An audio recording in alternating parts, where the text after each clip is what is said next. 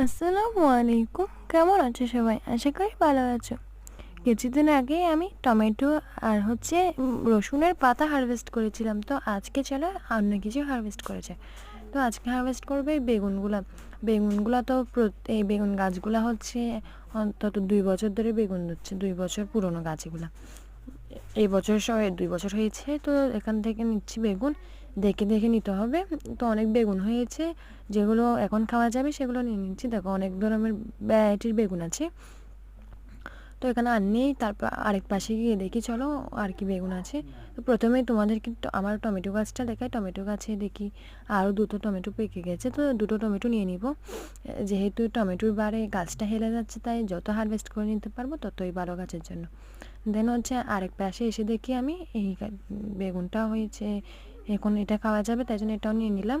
দেন তারপর তোমাদেরকে একটা জিনিস দেখাবো।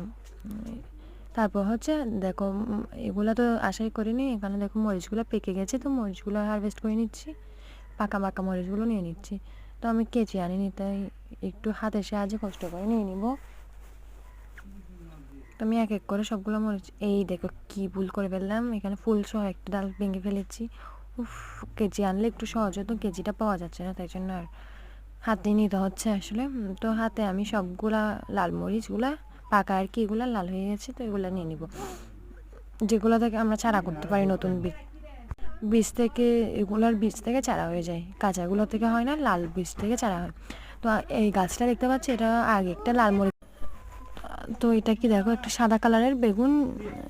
এটা হচ্ছে সাদা কালারের বেগুন, দেখে প্রথমে লেগেছে ডিম না, কিন্তু এটা হচ্ছে বেগুন। এটা সাদা কালারের, তাই এটাকে দেখে লাগে ডিম বেগুন, এটাকে সবাই ডিম বেগুন বলে। হ্যাঁ, আবার অন্য একটা নাম আছে, সেটা আমার এখন মনে পড়ছে না। তারপরে আছে দেখো করলাগুলো, এখন তুলবো না, আর একটু ভালো হোক তারপর তুলবো। তো আজকের জন্য এতটুকু। আর ভিডিওটি ভালো লেগে থাকলে চ্যানেলটা সাবস্ক্রাইব করে দিও, এরকম ভিডিও পেতে চাইলে একটি লাইক করে দিও। আজকের জন্য এতটুকু, সবাই ভালো থাকো, ওকে বাই।